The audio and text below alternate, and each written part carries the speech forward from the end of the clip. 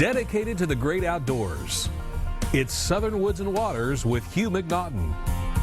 Southern Woods and Waters is brought to you by Gander Mountain, Greenform Construction, the Burns Insurance Group, Cunningham Buick GMC, Nashville Marine, America's Motorsports, and now here's Hugh. All right, welcome everyone to this Thursday night's edition of Southern Woods and Waters. This guy over here is killing me over here already, I'm telling you. We have got a great show for you tonight. Sit back, get a pencil and piece of paper because you're going to want to take notes on this. I promise you, now's the time.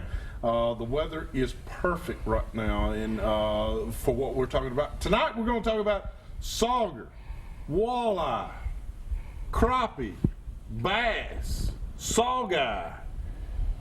That's it, isn't it? Is that all we're going to cover? I guess. Drum. No, y'all caught some Tennessee bluefish. That's right. I have in the house with me tonight my good friend and your good friend, Dayton Blair. Dayton, appreciate you coming. Absolutely. Along with you. Absolutely. One of our really good friends. He's gotten real close to us here lately. Absolutely. Jeff Hill.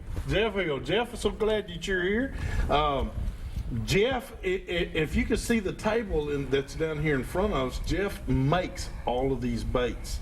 And we're going to talk about them because they happen to be working right now. Absolutely. And now you've been down there. Okay, all right. You've been on the Cumberland River. That's right. You've been on the Cumberland River. You said you needed some fish. We got a few over in the cooler, and I stopped on the way in right down here. And we grabbed 4 or 5 out of the river. Right below the James Robertson. Well, you know, Bridge. Pennington Bend Boat Ramp's got a pretty good eddy right there. You hear me? It don't take nothing but a little eddy. But you know what?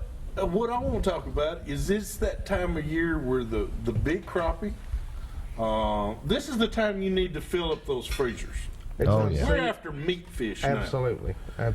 Bass is for our tournaments, and we'll leave them alone and all that. Although, you know, bass is good to eat too every now and then. That's right. But I say that because tonight's show is about meat fish. Now, we're not covering catfish, but meat fish other like crappie, sauger, walleye, sawguy, those kind of fish. That's what we want to talk about tonight. Sure. And now Jeff fixes up all kinds of baits for us. We've encouraged him. We've told him, Jeff, you need a little bit bigger. You need a different color. I mean, he's got you and I and Jimbo and a whole bunch. Everybody involved in trying to make the right baits, and I think he's done it. Well, yeah. And y'all been doing pretty good. Jeff's the man. He mixes the colors. He does all that. And there's an art to this, and we're going to show some of these baits. We're going to show all the baits tonight. We're also going to talk techniques.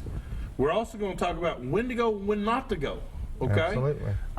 Because we don't want you wasting your time out there. You know, I'm like this. If we tell you to go fishing, and you go fishing and you don't catch anything, 1, you're never going to go fishing again. 2, you're going to stop watching this show. And 3, we got a full moon coming. Yeah, we got full moon. You got to watch it now. There's something liable to bite now. That's what I'm unseasonably warm, 70 degrees, 72 Saturday. So is that good? Absolutely. That's just like, I mean, it can't get any better. Like turning on the buffet line. This time last year, it was, you know, had snow on the ground for 3 weeks. Yeah, but I meant, it's like turning on the buffet line. It's all day long. Krispy Kreme. The water temperature is perfect. Fresh. The water temperature is perfect.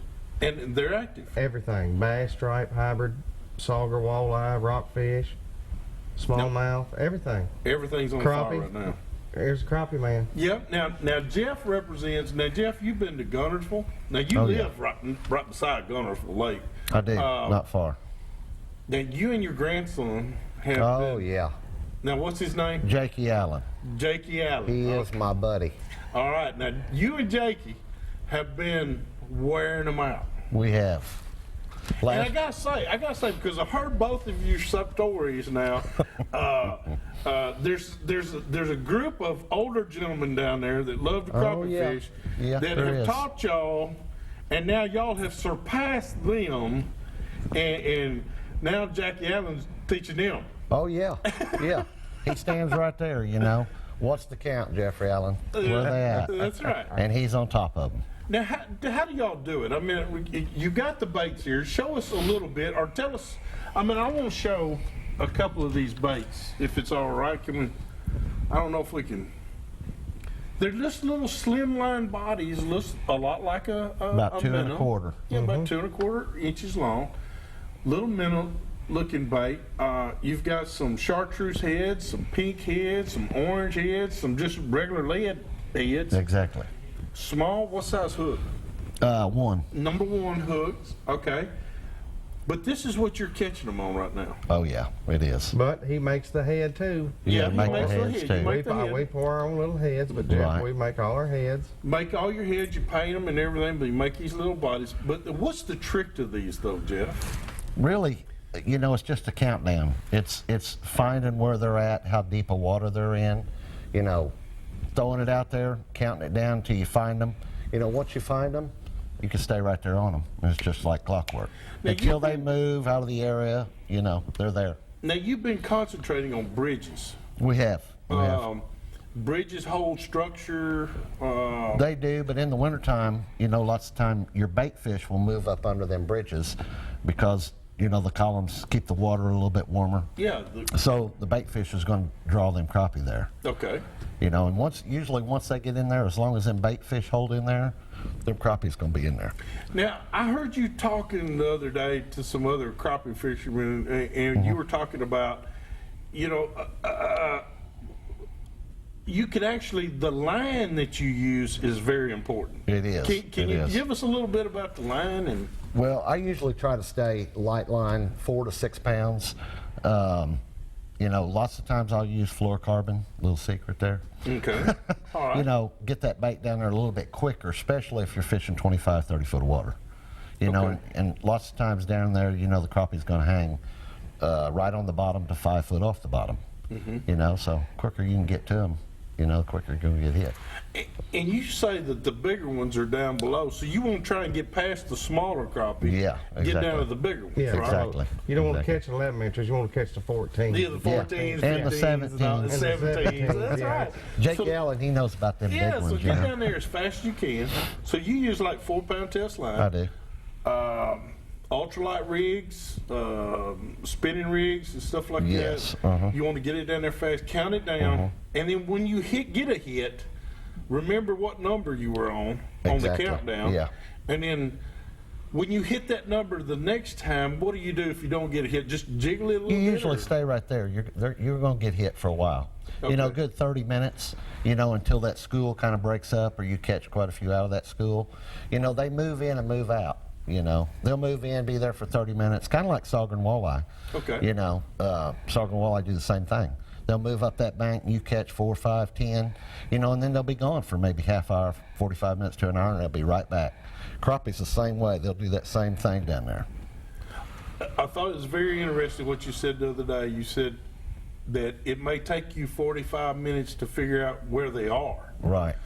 Now you didn't leave the bridge. You're Right, there exactly, at the bridge. exactly. You're still fishing the bridge, but it took you like 45 minutes to figure out what depth, where they're hanging, Exactly. and then that's when you started finding them. Yeah, And then yeah. you said you started catching them, and an hour and a half later, you're still catching fish. Still catching them.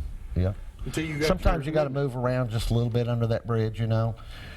The school might move, you know, it depends on the, you know, the main thing is your current in your water. You know, if they're drawing water, or at least you got to have a little bit of breeze on the water, a little ripple. Okay. You know, and with them drawing water, that's just all the better.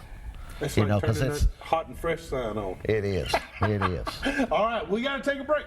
We got to visit some of our fine sponsors and make the show available to you each and every week. So hurry back tomorrow. Southern Woods and Waters. Be ready to go fishing.